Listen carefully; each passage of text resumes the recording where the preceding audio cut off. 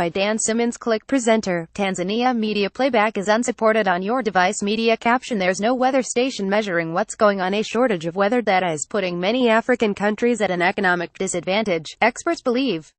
The BBC's Click team went to Tanzania to meet some tech startups trying to change the outlook. Tanzania is at the center of a meteorological experiment that promises to transform lives across Africa. Tech startup Kukua wants to introduce hundreds of low-cost weather stations in the country and beyond, to fill what has become a troubling data void. The World Bank is also backing a scheme being rolled out in Dar es Salaam and elsewhere to spread personal weather monitors. Without accurate weather data, people don't have evidence of what the weather is doing at ground level across the continent. And this, as former TV weather presenter Peter Gibbs explains, see video, can be a matter of life and death.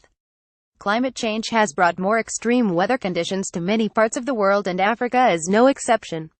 Farmers also face less predictable seasons. Climate change has made an impact over recent years.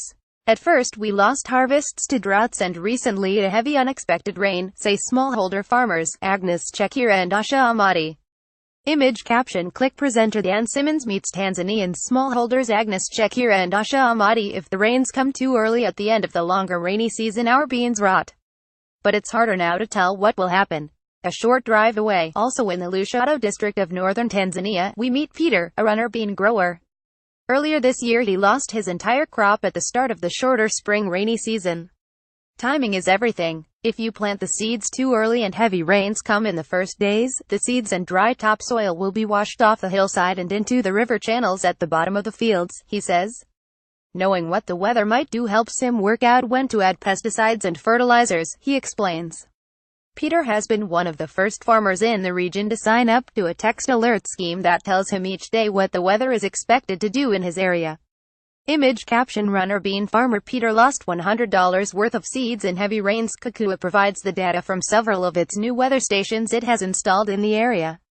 They are low cost, about $2,500, £1,900. Obviously the weather stations themselves don't give us a forecast directly, but we are able to send the information they collect back to the forecasters in Europe and provide better, more reliable advice on the ground, says Micah van Winkelhoff, Kukua's chief executive.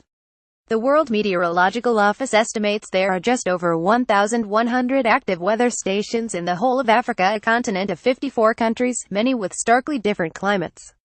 And the number of stations has halved over the last 30 years due to inadequate government funding, maintenance costs and limited resources.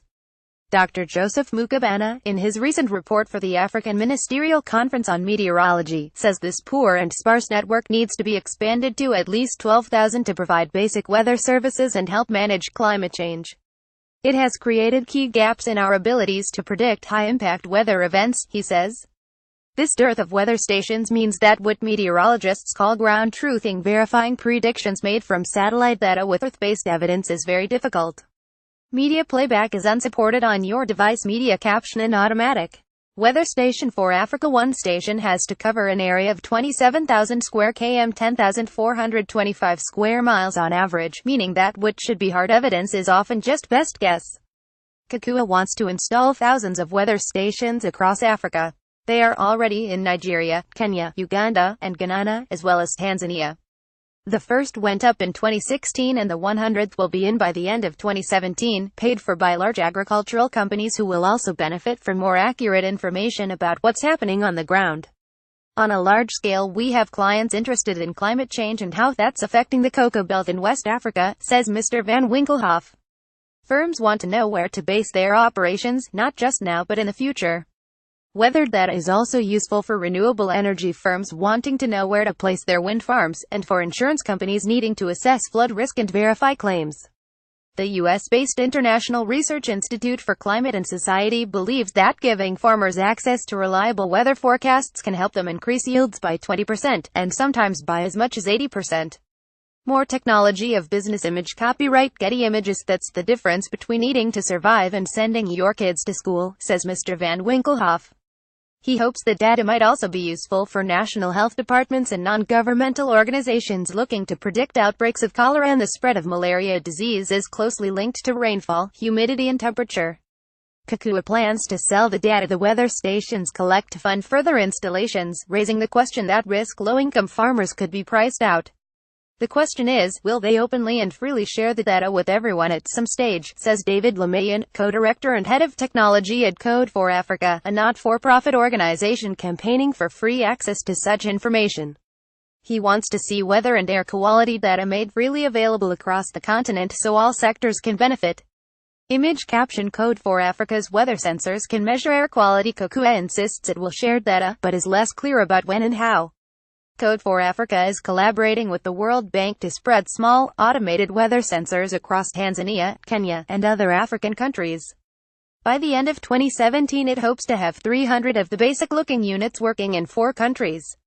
Climate change is severe and is happening here in Africa, and we're finding it's women and children who are hurt the most, says Mr. Lemayan.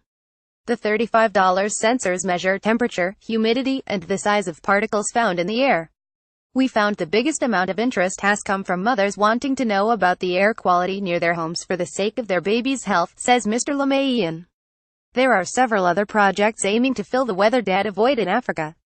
But if commercial organizations keep the data to themselves, campaigners argue, local communities could suffer.